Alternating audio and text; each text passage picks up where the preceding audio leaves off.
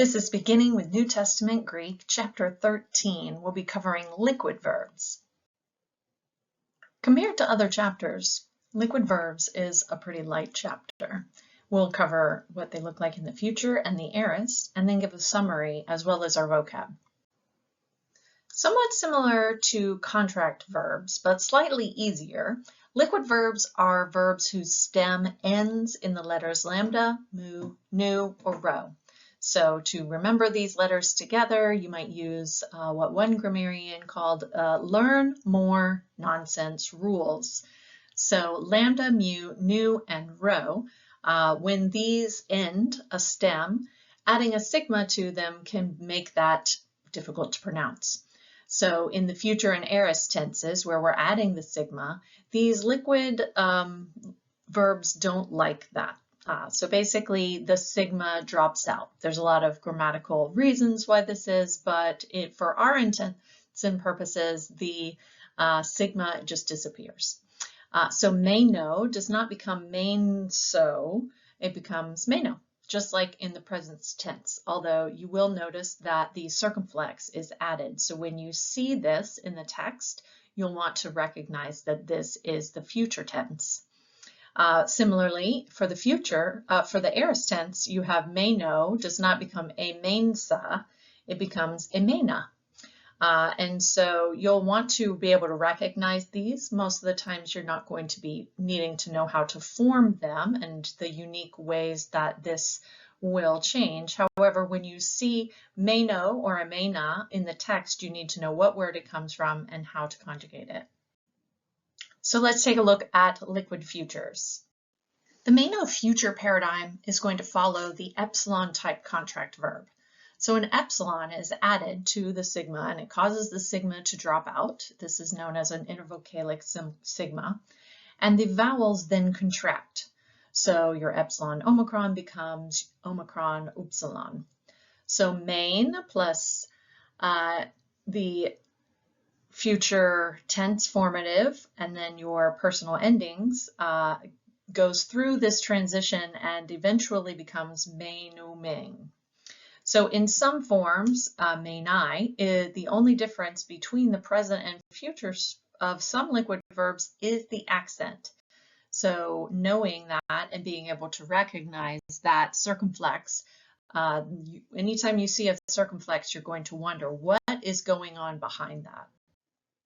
So here's a liquid future paradigm for meno.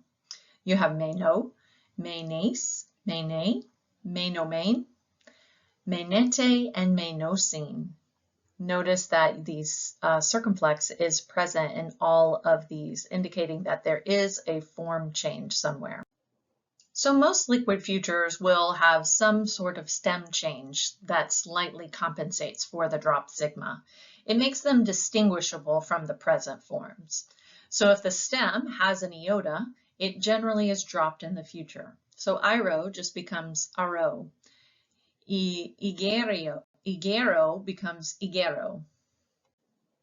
If a stem has two lambdas, oftentimes one will be dropped in the future tense. So this can help you notice the difference between the present and the future when there are no other changes that take place. Now let's take a look at the liquid aorists. For liquid aorists, the sigma is often dropped, and then the main vowel in the verb undergoes compensatory lengthening. This is similar to a seesaw. So if you take something from one side, it's lengthening in the other side to compensate for the loss of that sigma. So meno becomes emena. So here's meno as an aorist paradigm. So you have emena, emenas, emenain, emenamin, emenete, emenan. In the liquid aorist verbs, the aorist form will drop the sigma, but then retain the augment.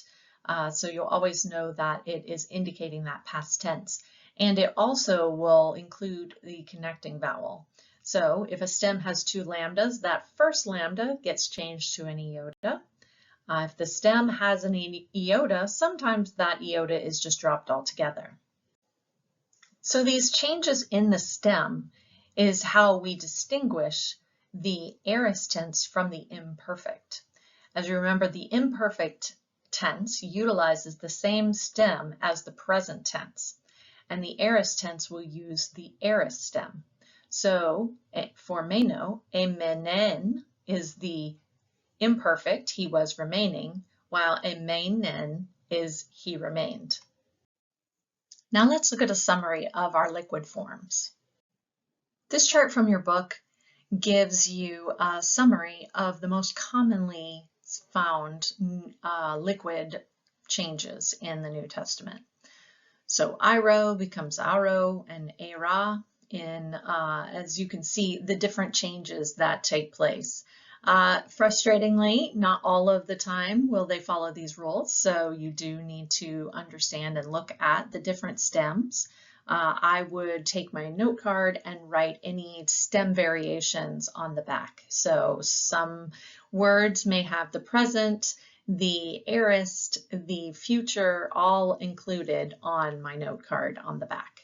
So learning the different stems will help you when it comes to wondering, is this imperfect? Is this aorist? Sometimes the stems will not be helpful, and sometimes they don't undergo any changes, so you won't be able to tell. But these you are able to distinguish one from another.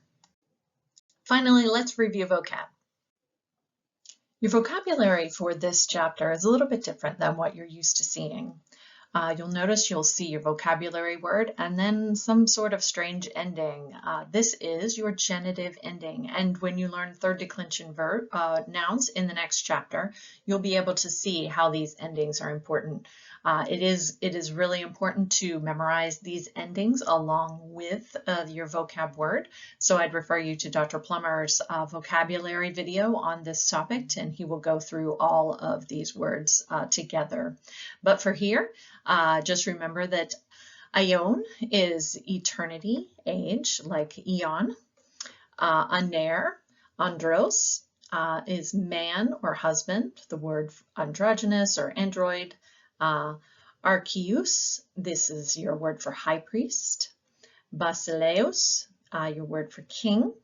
And pater or patros in the genitive means father, ancestor. Gune and gunakos is the word for wife. Meter, metros is the word for mother.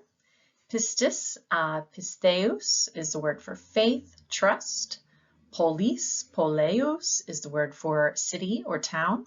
Sarx and sarkos as the word for flesh, body, mortal nature. We have charis, charitos, grace and thanks. Ethnos, ethnus, nation, people, Gentiles in the plural. Onoma, onomatos means name. Pneuma, we do pronounce the P and the nu there. Pneumatos is spirit, wind, or Holy Spirit as in the New Testament. Pneumatology is where this word comes from.